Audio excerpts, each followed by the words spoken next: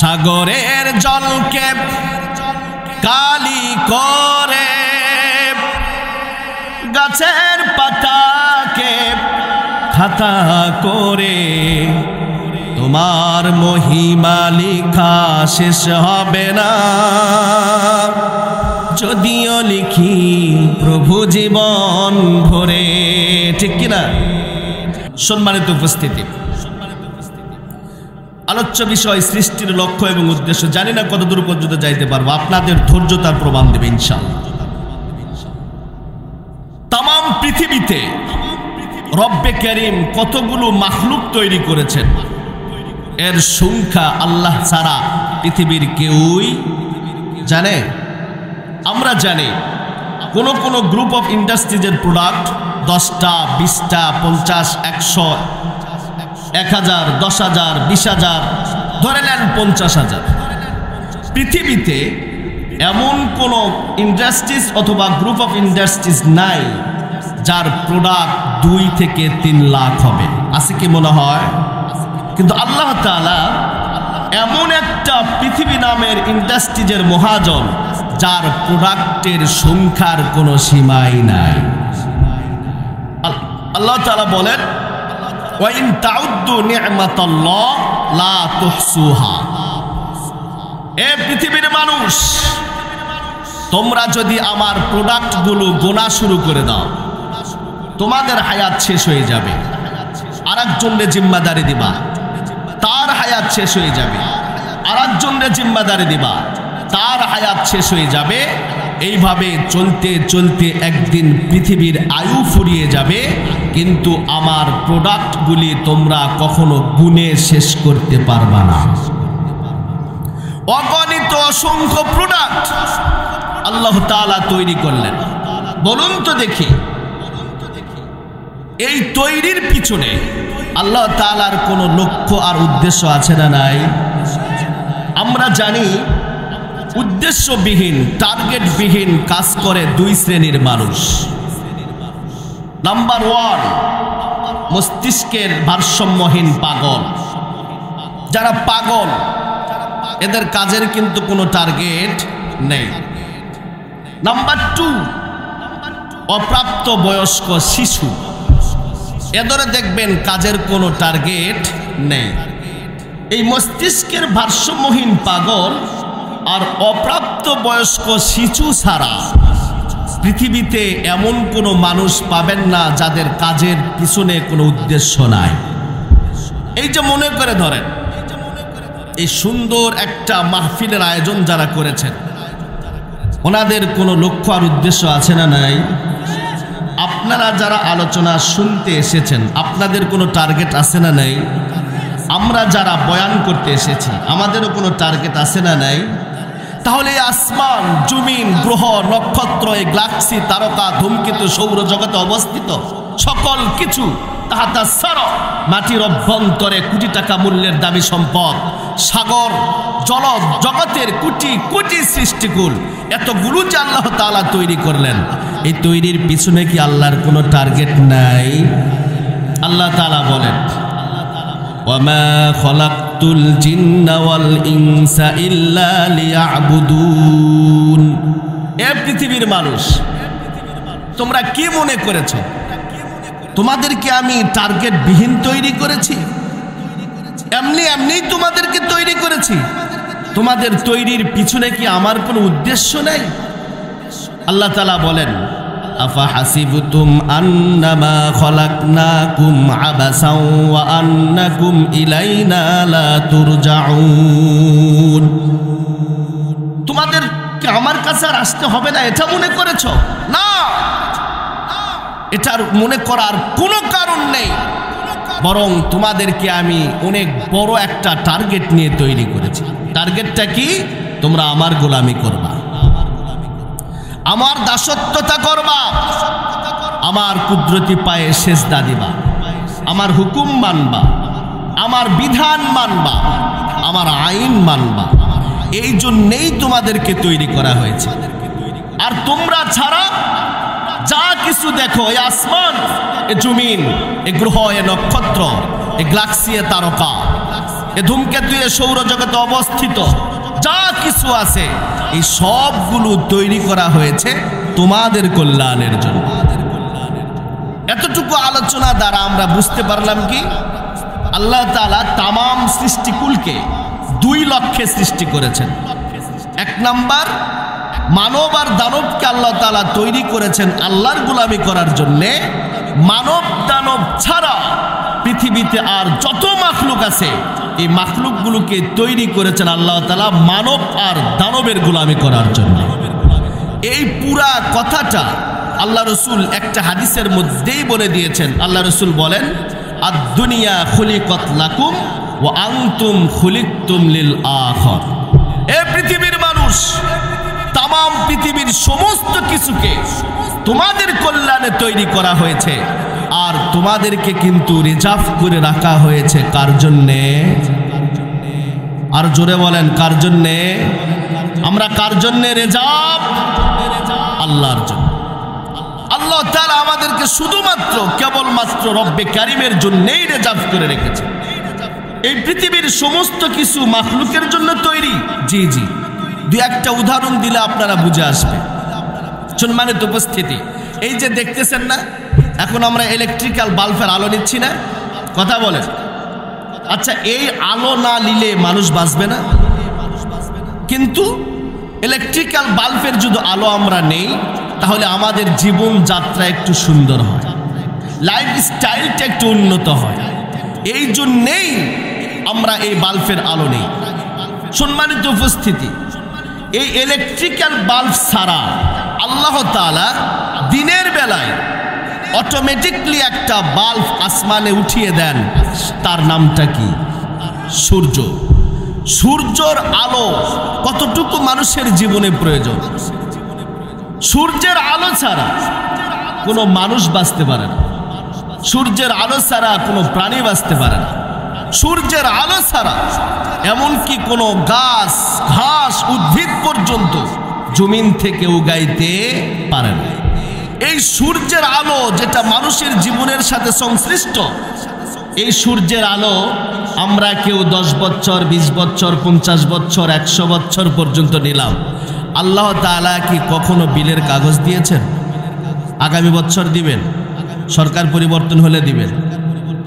Electrical বাল্বের আলো যেটা মানুষের জীবনের সাথে সংশ্লিষ্ট না, সে আলো নেওয়ার কারণে প্রতি মাস বিদ্যুতের বিলের কাগজ আমাদের বাসায় আসে।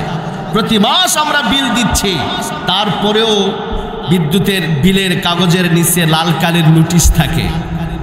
নির্দিষ্ট টাইমে বিল পরিশোধ যদি না করেন পূর্ব সংযোগ বিচ্ছিন্ন, পূর্ব নোটিশ ছাড়াই আপনার সংযোগকে বিচ্ছিন্ন করে দেওয়া।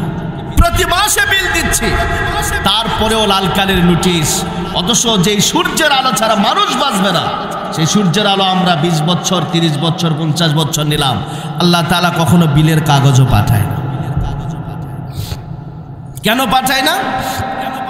আল্লাহ তাআলা বলেন, ওয়াল্লাযী খালাকা লাকুম মা ফিল আরদি জামিআ। এই পৃথিবীর মানুষ, সূর্যকে তো তৈরি করা হয়েছে তোমাদের কল্যাণের জন্য।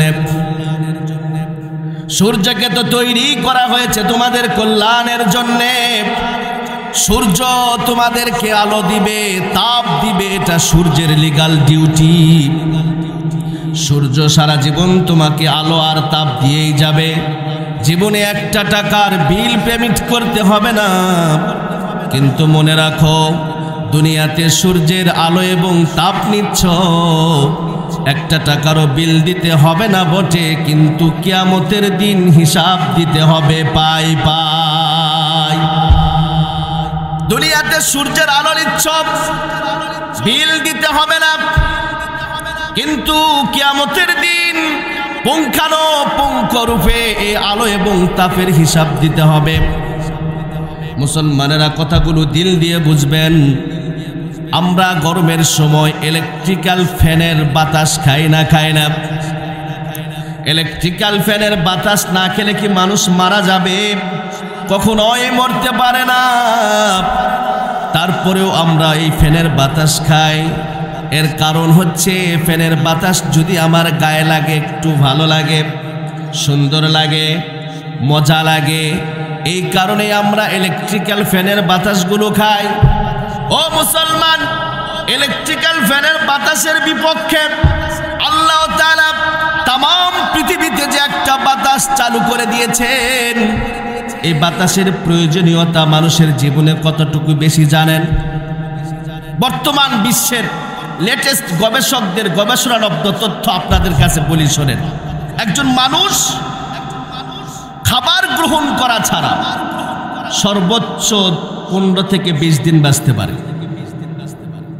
একজন মানুষ পানি গ্রহণ করা ছাড়া সর্বোচ্চ 3 থেকে 4 দিন বাঁচতে পারে। আর একজন মানুষ বাতাস গ্রহণ করা ছাড়া সর্বোচ্চ 2 থেকে 3 মিনিট বাঁচতে পারে। আল্লাহ তাআলা যদি তাম পৃথিবীর সমস্ত বাতাসগুলোকে 2 থেকে 3 মিনিটের জন্য ক্লোজ করে দেয়, 2-3 মিনিটের ব্যবধানে তাম পৃথিবীটা মৃত্যুপরিতে রূপান্তরিত হবে। সাবধান, চোখ কান খোলা রাখবেন।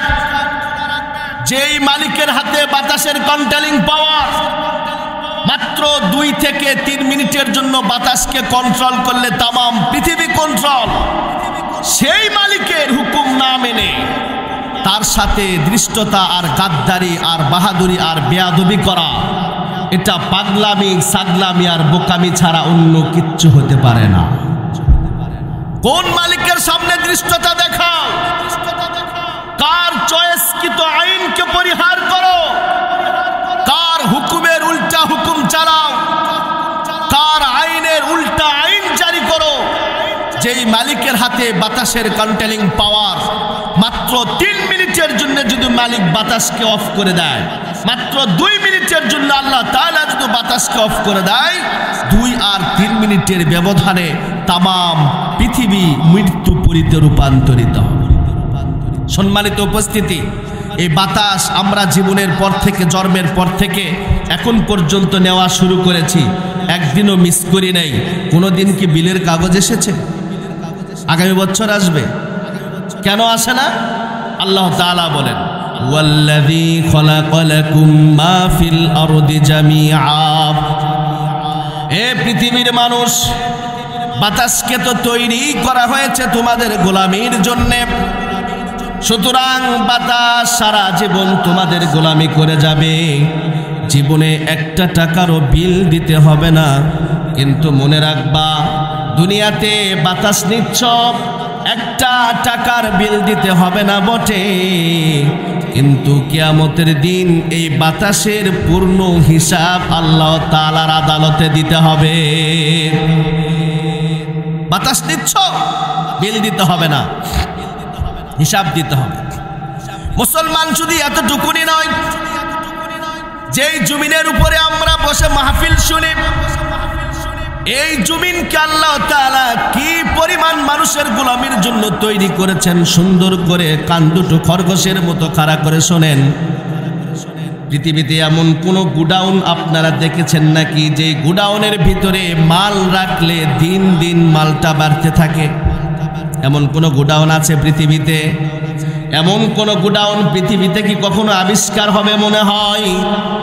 পৃথিবীতে এমন কোন গুডাউন নাই যে গুডাউনের ভিতরে মাল রাখলে দিন দিন মালটা বাড়ে। তবে পৃথিবীর বুকে যে গুডাউনগুলো আমরা দেখেছি, গুডাউন সরকারি হোক অথবা পার্সোনালি হোক, গুডাউনের ভিতরে যদি মাল রাখা হয়, দিন দিন মালটা কমতে থাকে। পার্সোনাল গুডাউনের মালগুলি ইঁদুর আর বাদরে খায়, সরকারি গুডাউনের মাল ইঁদুর আর বাদরে নয়, বড় বড় শিক্ষিতরা খায়। এ মুসলমান, গুডাউন পার্সোনালি হোক আর সরকারি হোক, গুডাউনে যদি মাল রাখেন, দিন দিন মালটা কমতে থাকে। কিন্তু আল্লাহ তাআলা পৃথিবীটার জমিনকে এমন একটা গুডাউন বানায়া দিয়েছেন, এই গুডাউনের ভিতরে যদি আপনি মাল রাখেন, আল্লাহ তাআলা এই মালটাকে 100 গুণে বৃদ্ধি করে আপনার বাসায় পৌঁছায়া দেয়। উদাহরণস্বরূপ দেখেন, একটা আম, ন্যাংরা একটা আম খাইলেন, আমের সমস্ত জিনিসগুলো আপনি খেয়ে ফেললেন, পরিতৃপ্ত যেই জিনিস, ফেলে দেওয়ার যে জিনিস 8, আপনি যদি মনে করেন যে আমটা তো আমি খাইলাম, কিন্তু আমটা আমার আগামী প্রজন্মদের জন্য দরকার, এটা মনে করে ওই 8টা যদি আপনি মাটির নিচে পুঁতে রাখেন, দেখবেন কিছুদিন পর এই মাটি আল্লাহ তাআলার হুকুমে একটা অঙ্কুর বের করে দিবে। 2-1 বছর পরে দেখবেন গাছটা বড় হয়ে যাবে। 5 বছর পর, 7 বছর পর দেখবেন গাছে মুকুল দেখা দিবে। কিছুদিন পর দেখবেন গাছে আম ধরেছে। আপনি জমিনকে দিয়েছিলেন একটা আমের 8, 5 থেকে 7 বছরের ব্যবধানে এই জমিন কি আপনাকে একটা আম দিবে? কথা বলেন, একটা আম দিবে?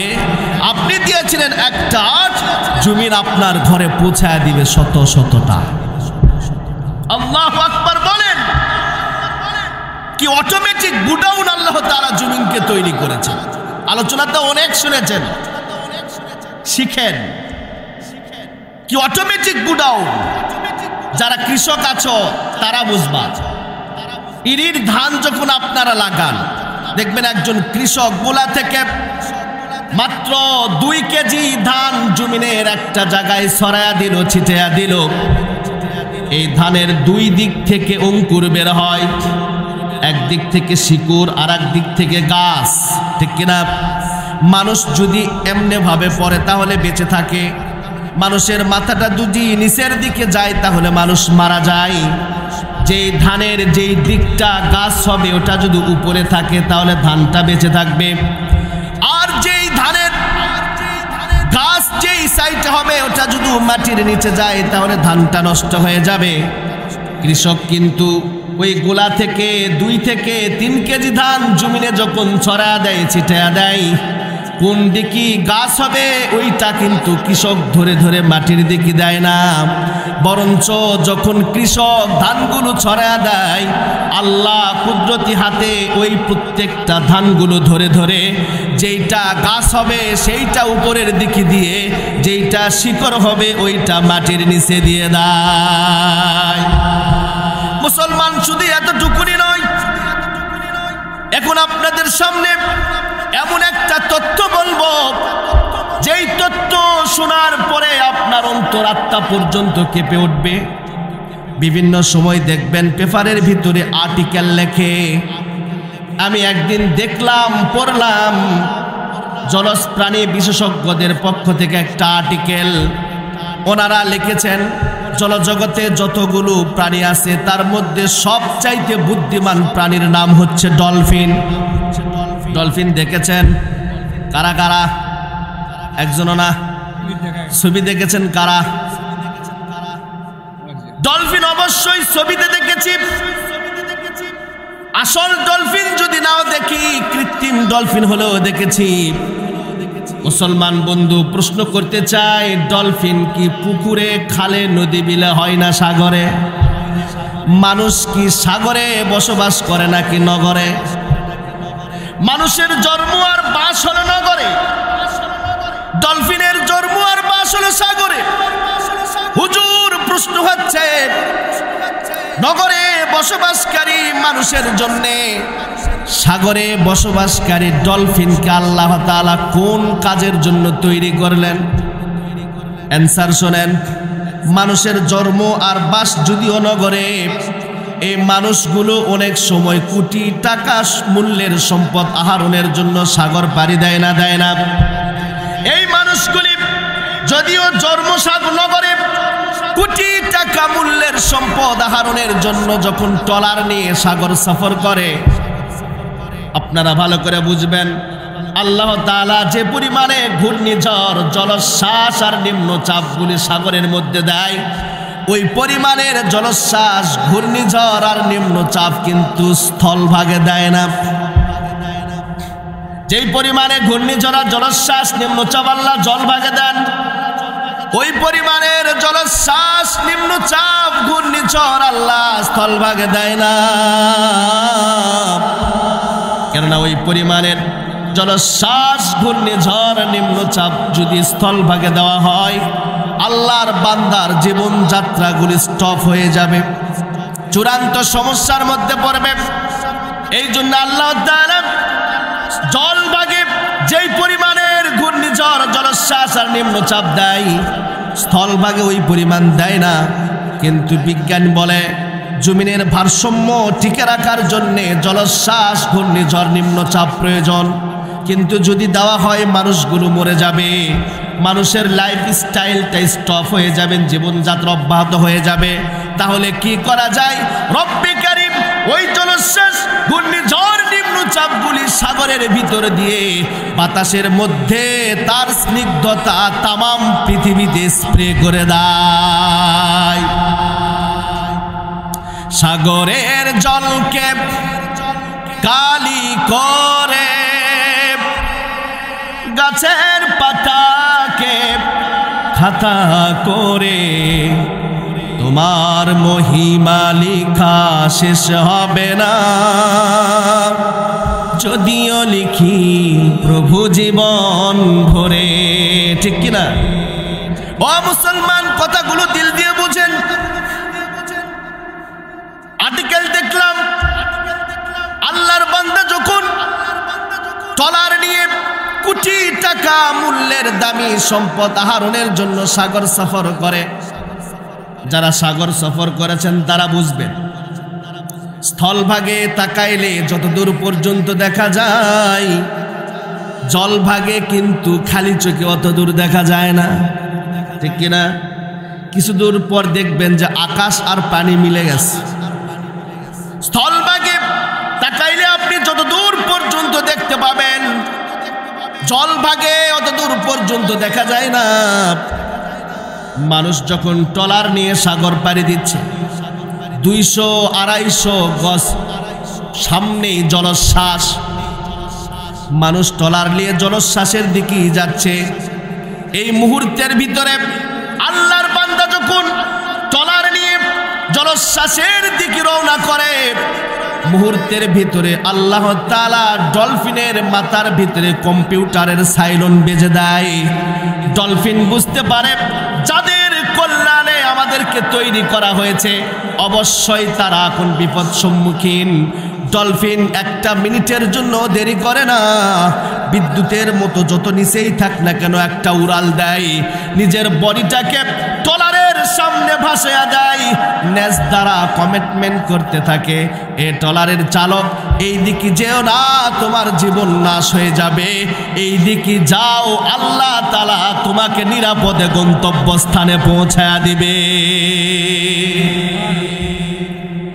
শুধু এতটুকুনি নয়, জলজ প্রাণী বিশেষজ্ঞরা রিপোর্ট করেছেন কখনো এমনও দেখা গেছে ডলফিন অনেক দূরে অবস্থান করতেছিল, আস্তে আস্তে ডলফিনের টাইম পাস হয়ে গেছে। এতটুকু সময়ের মধ্যে ট্রলারটা জলোচ্ছ্বাসের কবলে পড়ে গেছে। জলোচ্ছ্বাসের কবলে পড়ে ট্রলারটা ভেঙে চূর্ণ বিচূর্ণ হয়ে গেছে। মানুষগুলো সাগরের পানিতে হাবুডুবু খাচ্ছে। জলজ প্রাণী বিশেষজ্ঞরা রিপোর্ট করেছেন এরপরেও ডলফিন, মানুষের কল্যাণে তৈরি ডলফিন, নিজেকে সরে রাখে নাই, দূরে রাখে নাই, নিজের পৃষ্ঠে করে ডুবন্ত মানুষকে উঠায়া উপকূলে নামায়া দিয়েছে। মুসলমান বন্ধু, এই কথাটাই তো আল্লাহ তাআলা বলেন, হুয়াল্লাযী খালাকা লাকুম মা ফিল আরদি জামিআ। এই পৃথিবীর মানুষ, এই পৃথিবীতে তোমরা যা কিছু দেখো আর না দেখো সবগুলোকেই তৈরি করা হয়েছে তোমাদের কল্যাণের জন্যে। কিন্তু মনে রাখবা, সবগুলো তোমাদের কল্যাণে তৈরি করলেও তোমাদেরকে কিন্তু তৈরি করে রাখা হয়েছে আল্লাহর জন্য রিজার্ভ করে। সকলেই তোমাদের হুকুম মানবে, সকলেই তোমাদের গোলামি করবে, সকলেই তোমাদের খেদমত করবে, সকলেই তোমাদের কল্যাণ সাধনে একদম নিবেদিত প্রাণ হয়ে থাকবে।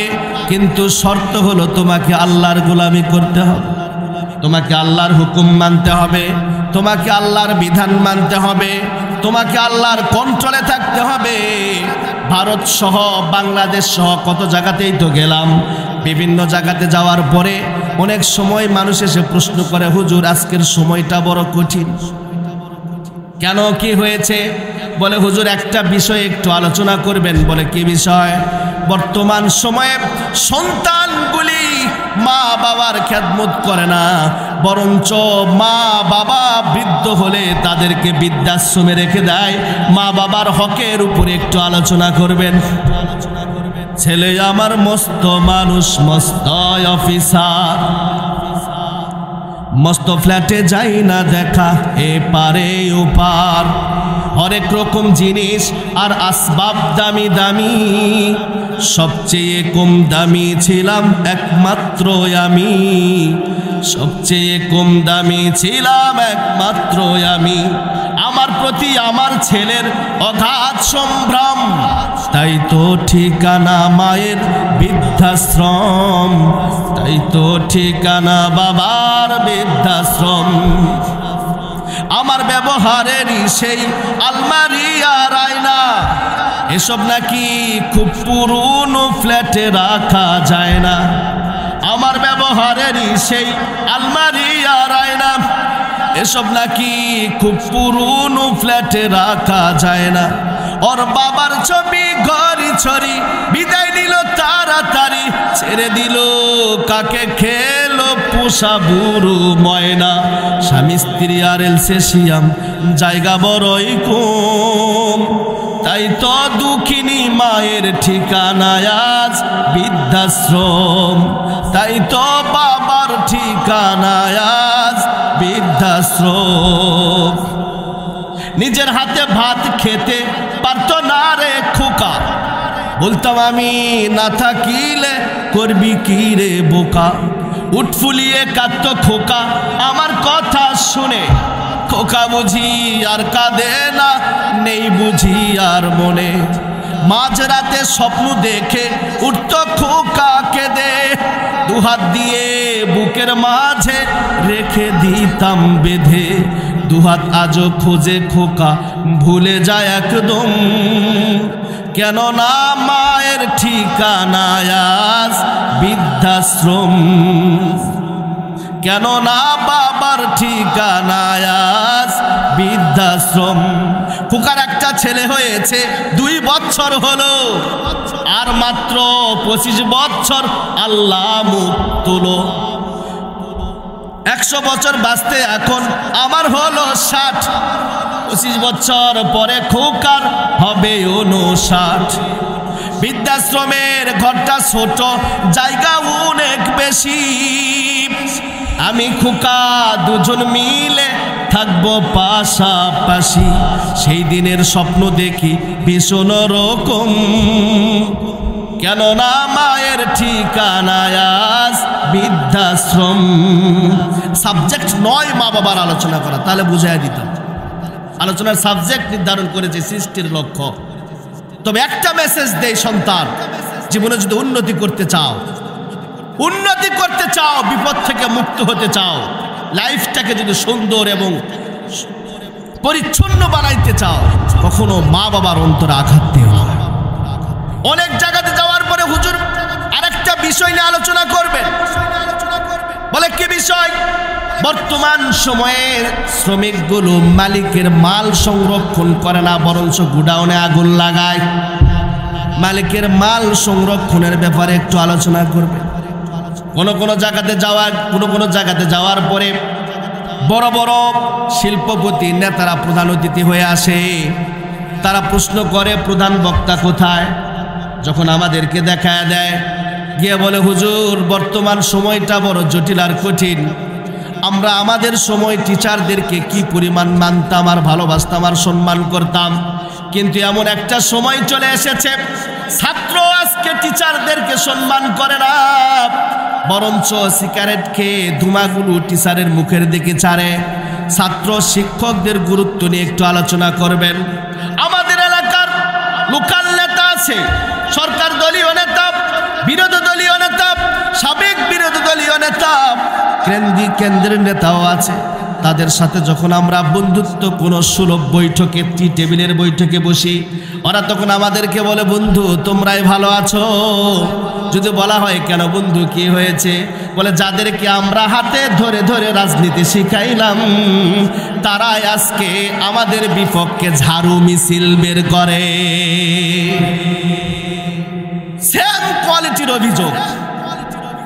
সন্তান বাবা মার হুকুম মানে না, কর্মচারী মালিকের মাল সংরক্ষণ করে না, স্ত্রী স্বামীর কমান্ড মানে না, বৌমা শ্বশুরের কমান্ড শাশুড়ির কমান্ড মানে না, ছাত্র শিক্ষকদেরকে মানে না। এর যতগুলো কারণ আপনি বের করবেন, খুব ভালো করে মেসেজ নেন।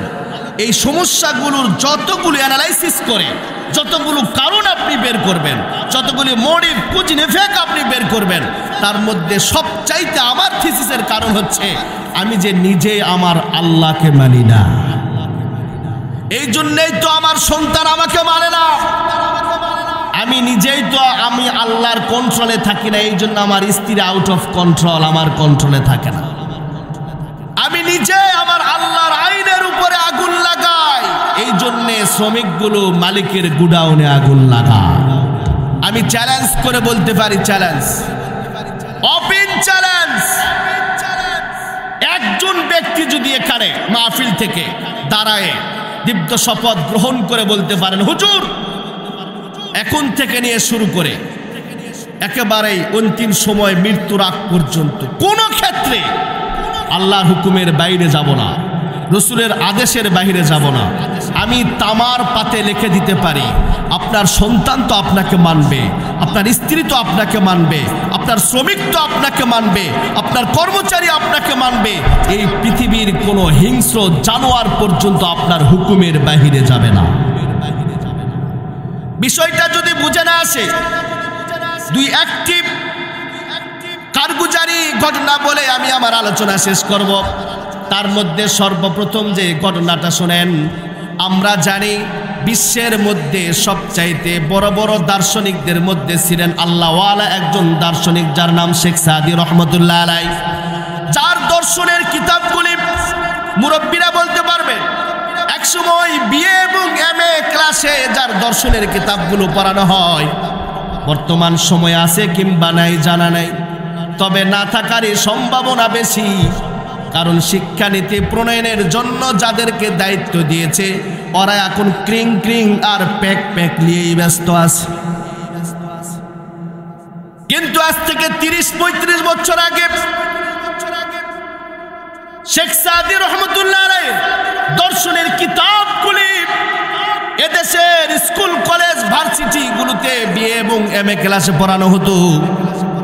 যতগুলো দর্শনের কিতাব পড়ানো হয় তার মধ্যে একটা ফার্সি কবিতার কিতাব ওনার পড়ানো হয়, তার নাম হলো বোসেতা।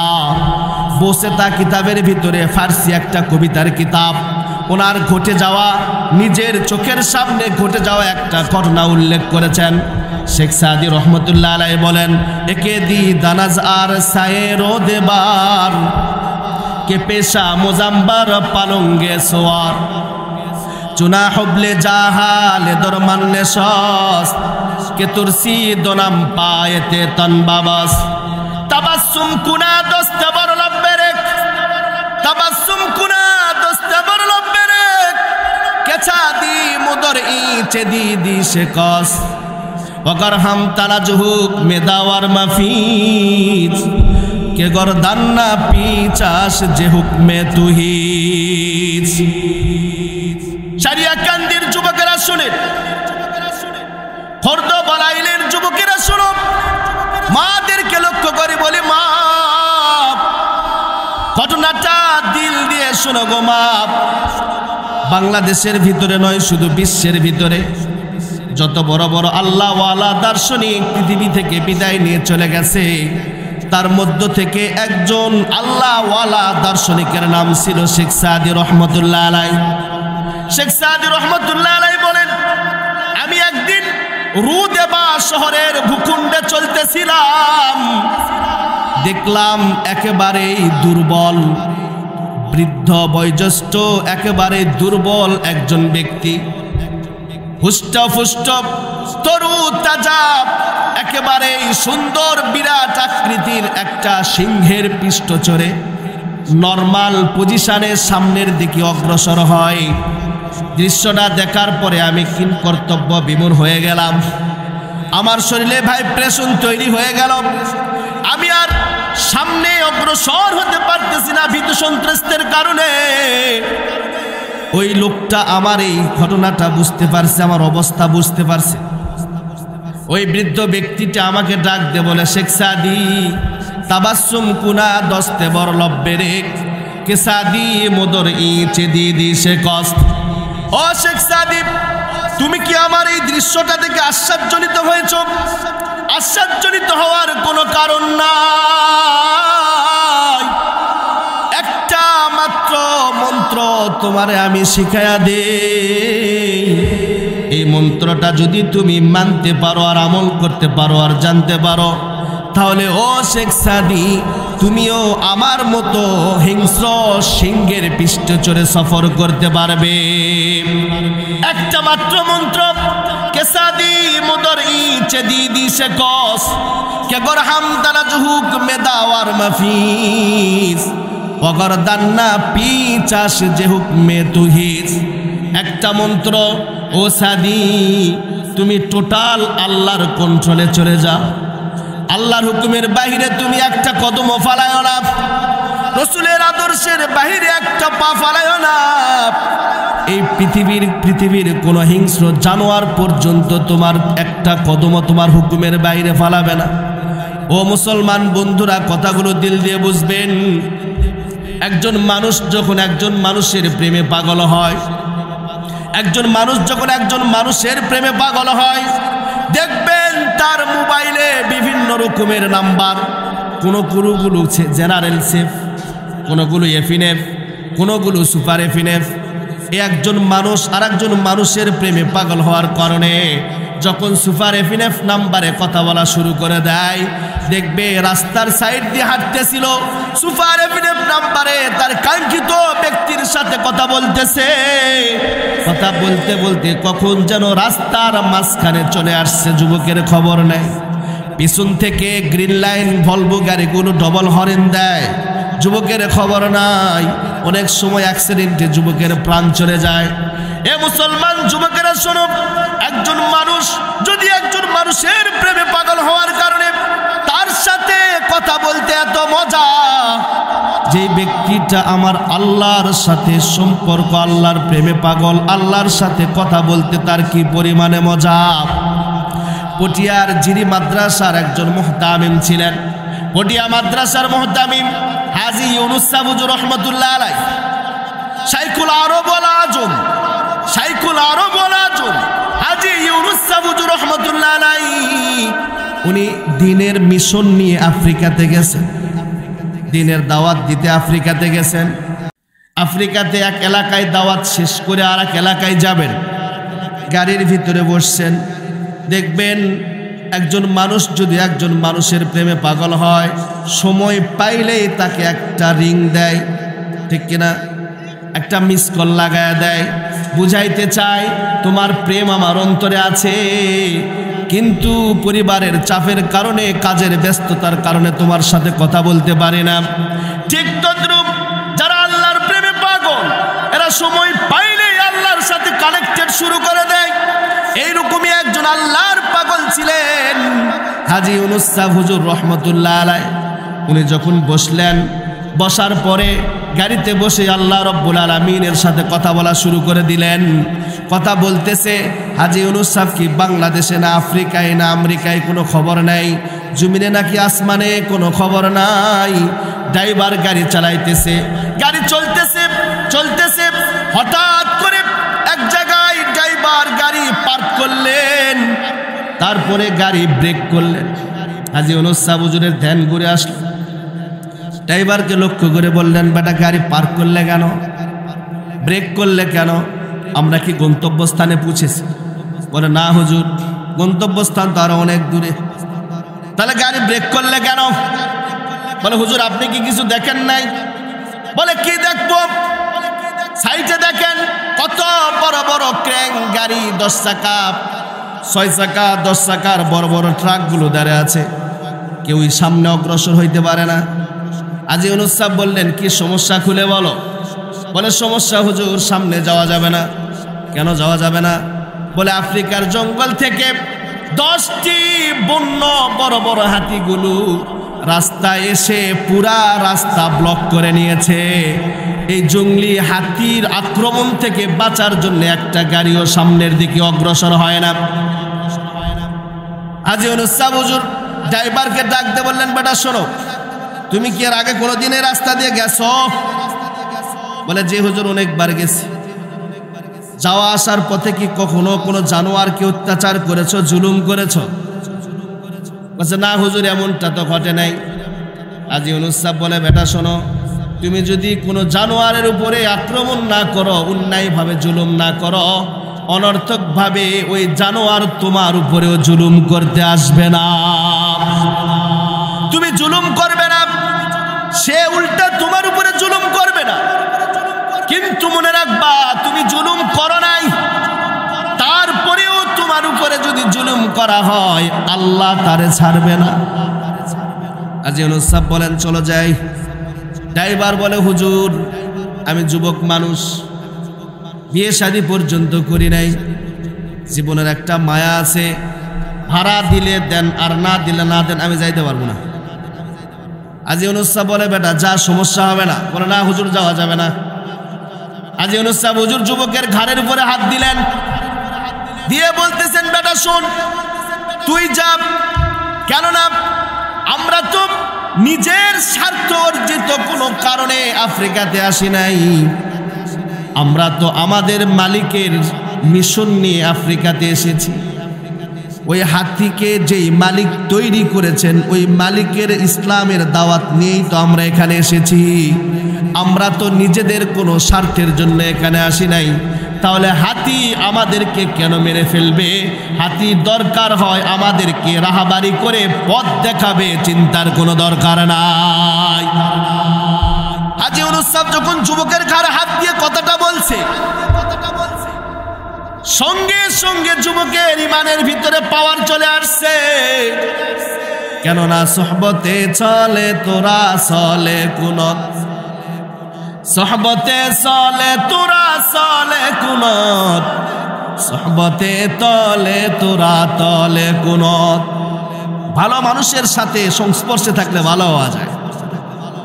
আল্লাহওয়ালাদের সাথে থাকবেন, আপনি আল্লাহওয়ালা হবেন।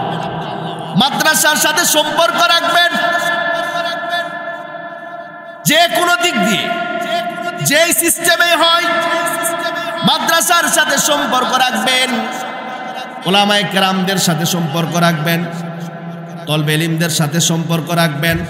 মনে রাখবেন, আল্লাহ রাসূল সাল্লাল্লাহু আলাইহি সাল্লাম বলেন, মান তাশাব্বা বিহি কওমুন ফাহুয়া মিন।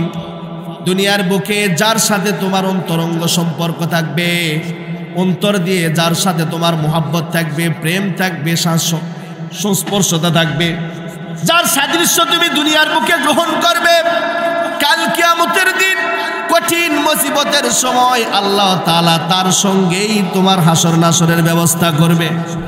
আল মারউ মা'a মান হাব্বাহ।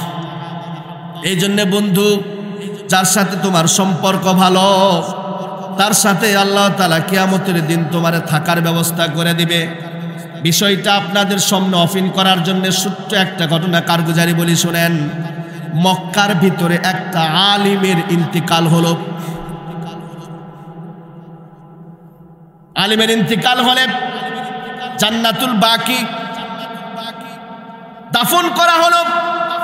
ওই ফ্যামিলির আরেকটা মেয়ে মানুষের যখন ইন্তিকাল হয়, তখন সকলের পারমিশন অনুযায়ী ওই কবরেই তাকে দাফন করার অনুমতি দেওয়া হলো, যে কবরে ওই আলিমকে দাফন করেছিল।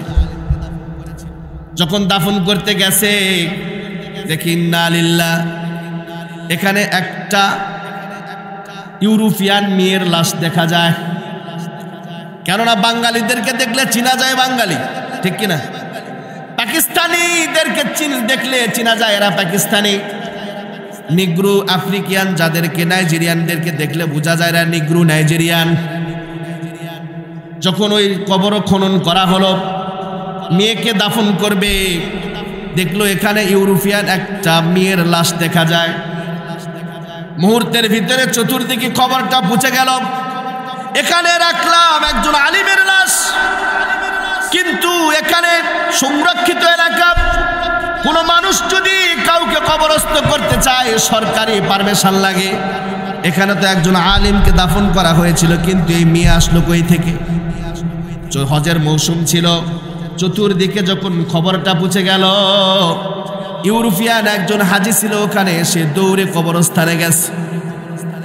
মেয়েটাকে দেখে চিনতে পারছে, ডাকতে বলতেছে, উপস্থিত জনতা শোনো, এই মেয়ের বাড়ি ইউরোপে, এই মেয়েটাকে আমি চিনি, এই মেয়ের বাসায় আমি দীর্ঘদিন পর্যন্ত চাকরি করেছি, চাকর ছিলাম। এই মেয়ের সাথে আমার সুন্দর একটা সম্পর্ক ছিল, অবৈধ কোনো প্রেম ভালোবাসার সম্পর্ক নয়, বরঞ্চ ঈমানি সম্পর্ক। যখনই আমি কোরআনে পাকের কাজের শেষে কোরআনে পাকের তেলাওয়াত করতাম, সিরাতুন নবী সাল্লাল্লাহু আলাইহি সাল্লাম রাসূলের জীবনে যখন পড়তাম, এই মেয়েটা জানলার কিনারায় এসে আমার এই কথাগুলো শুনতো। শুনতে শুনতে হঠাৎ একদিন মেয়েটি আমার ঘরের মধ্যে ঢুকে যায়, ডাক দিয়ে বলে, ভাই, রাসূলের জীবনী এবং কোরআনে পাকের তেলাওয়াতগুলো আমাকে মুগ্ধ করে ফেলেছে। আমি রাসূলের প্রেমে পড়ে গেছি, কোরআনে পাকের প্রেমে পড়ে গেছি, আমারে আপনি মুসলমান বানান। হাজি বলে, উপস্থিত জনতা, এই মেয়েটা একদিন আমার হাতে হাত রেখে মুসলমান হয়, কিন্তু শর্ত দিয়েছিলাম, তোমার ইসলাম গ্রহণের কথা অফিন করতে পারবা না, কারণ তোমাকেও শেষ করবে, আমার জীবন কাল্লা উড়ে দিবে। যতদিন পর্যন্ত আমি তোমার গোপন রাখতে বলবো, এতদিন পর্যন্ত তুমি গোপন রাখবা। এইভাবে দীর্ঘদিন পর্যন্ত চলতেছিল। হঠাৎ একদিন মেয়েটি এসে বলল, ভাই, আমি তো আর গোপন করতে পারি না, মন চাইতেছে আমি আমার ইসলামের কথা প্রকাশ করে দেই।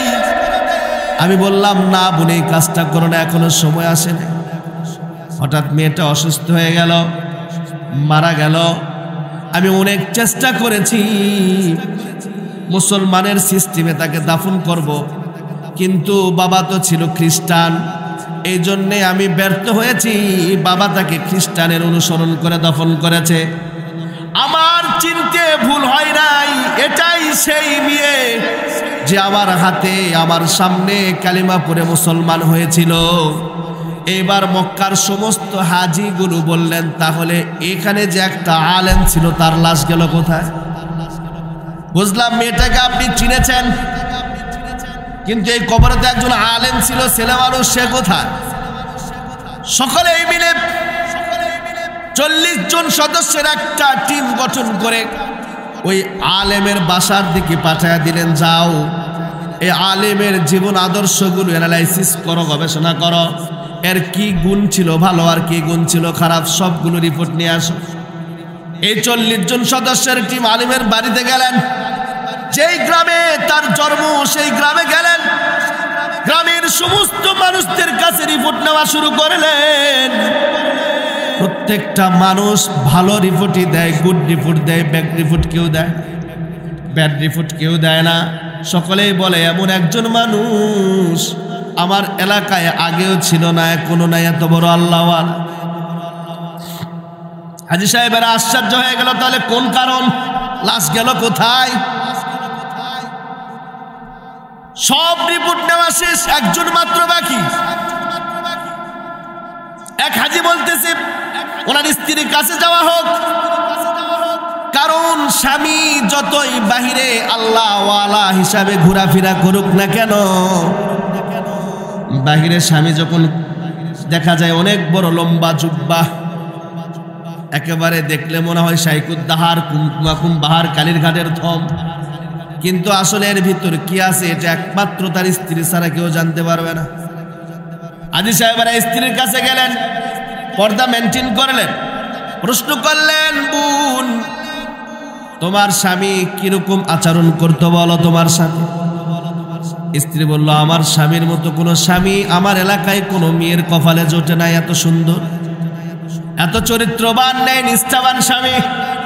আমার স্বামী তো এত আমলওয়ালা, হেরিম শরীফের ভিতরে 5 ওয়াক্ত নামাজ আদায় করতেন, প্রতি মাসে 3 খতম কোরআনুল কারীম পড়তেন, তাহাজ্জুদ কাজা করে নাই, আইয়াম বীজের রোজা কোনোদিন কাজা করে নাই, সোমবার দিনের রোজা কখনো কাজা করে নাই। এত বড় আল্লাহওয়ালা হাজী সাহেবেরা বলল, তাহলে তোমার স্বামীর লাশ কই?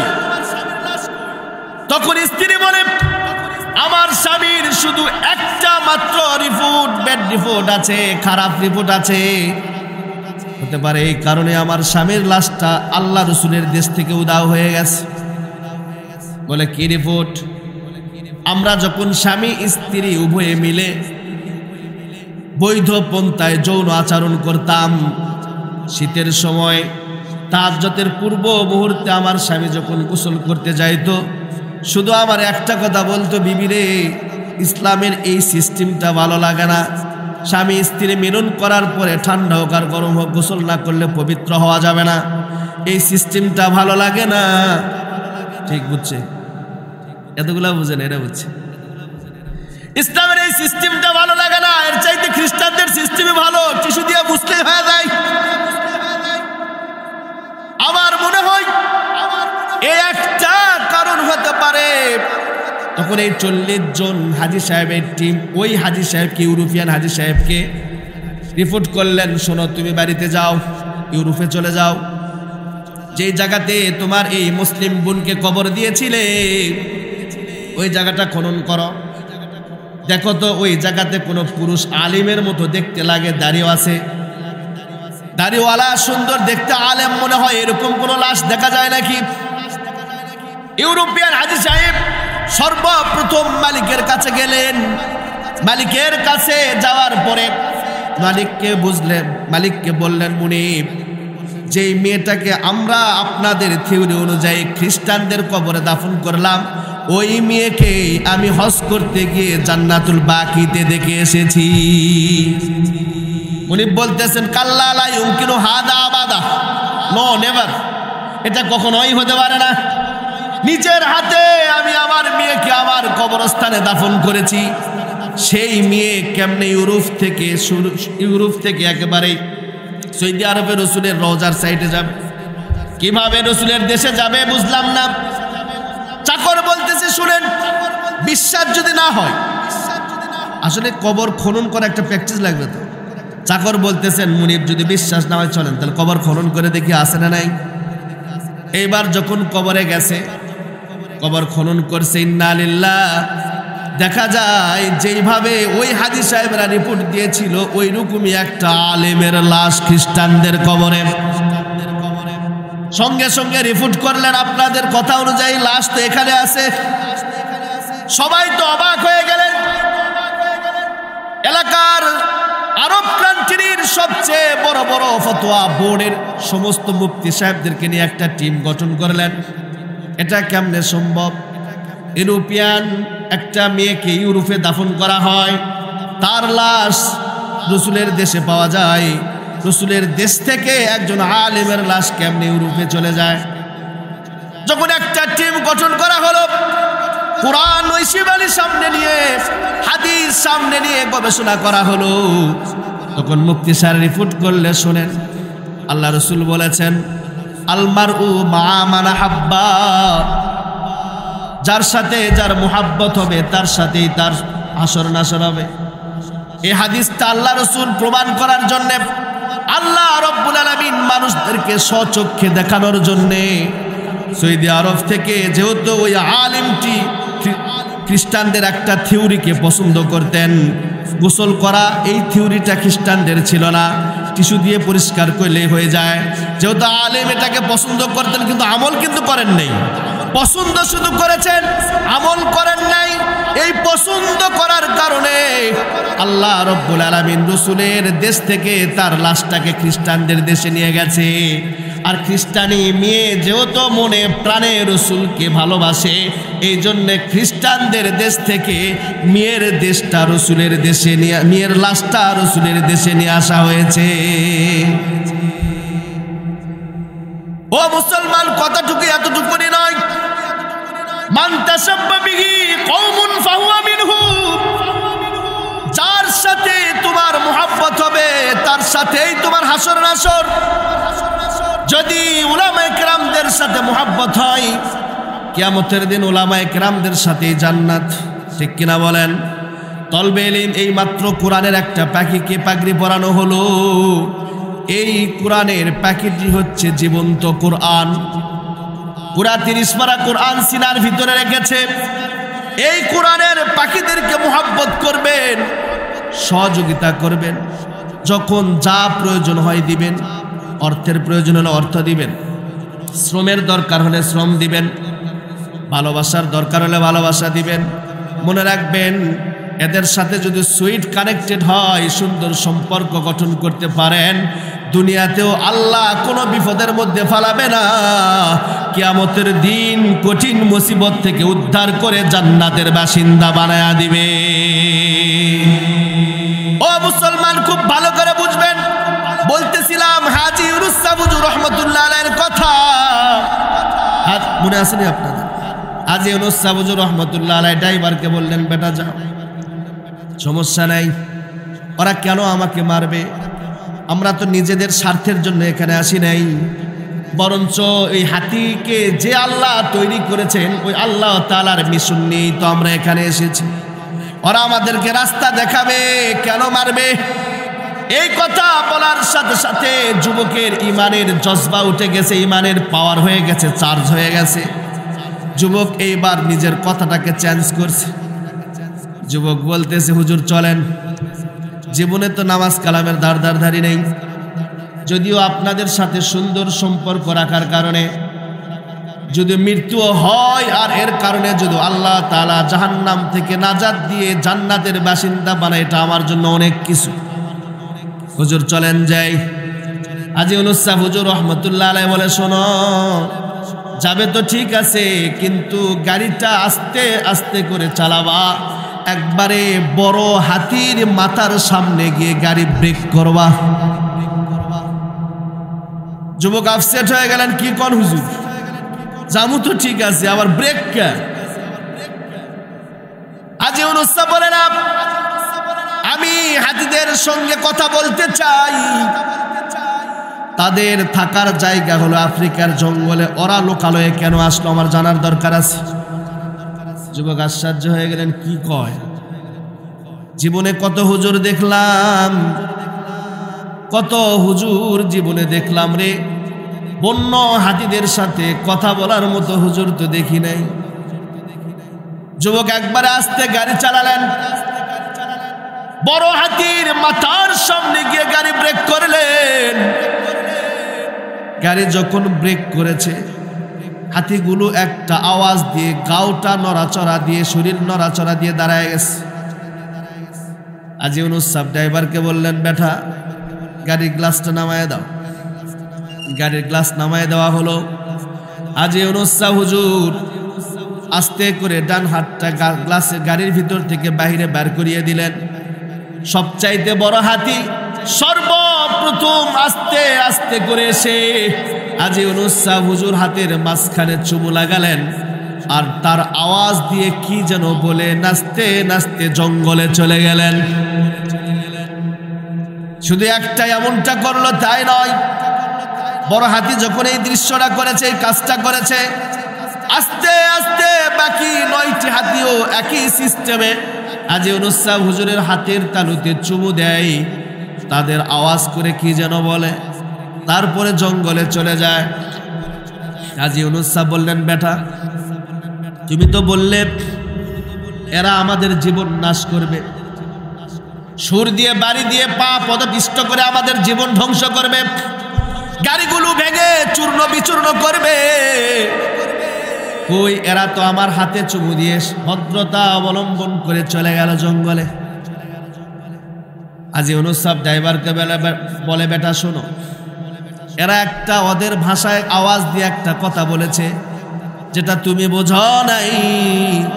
আল্লাহ রব্বুল আলামিন আমাকে বোঝার জন্য পাওয়ার এবং ক্ষমতা দিয়েছে। আমি বুঝেছি এই হাতিগুলি তারা তাদের শব্দ দিয়ে বলতেছে, হুজুর আমরা আগে থেকেই জানতে পেরেছি আপনারা আফ্রিকাতে আসবেন, আমাদের মনের একটা আশা ছিল, ইচ্ছা ছিল, আপনাদের সামনে 2-1 মিনিট সময় একটু কাটাবো, আপনাদের নয়ন ভরে একটু দেখব, আপনাদের হাতে একটু চুমু লাগাবো। কিন্তু হুজুর গো, আমরা যদি রাস্তার সাইডে দাঁড়ায় থাকতাম আপনাদের সাক্ষাতের জন্যে। আপনার ড্রাইভার আরো স্পিড বাড়ায় দিয়ে আমাদের ভয়ে এখান থেকে ছুটে যাইত। এই জন্যে হুজুর ইচ্ছায় নয়, ভালোবাসার কারণে, আপনাদের সাথে একটু সম্পর্ক সুন্দর করার কারণে কৃত্রিম প্রতিবন্ধকতা তৈরি করে রাস্তা ব্লক করেছে। হুজুর যদি রাগ করে থাকেন, কষ্ট পেয়ে থাকেন, দয়া করে মাফ করে দেন। মালিক জান্নাতে তোমার পাশে আমার একটা ঘর বানায় দিও। সে বিভীষিকাময় মহাদিনে তোমার পাশে আমায় টানিয়ে নিও মালিক। জান্নাতে তোমার পাশে আমার একটা ঘর বানায় দিও।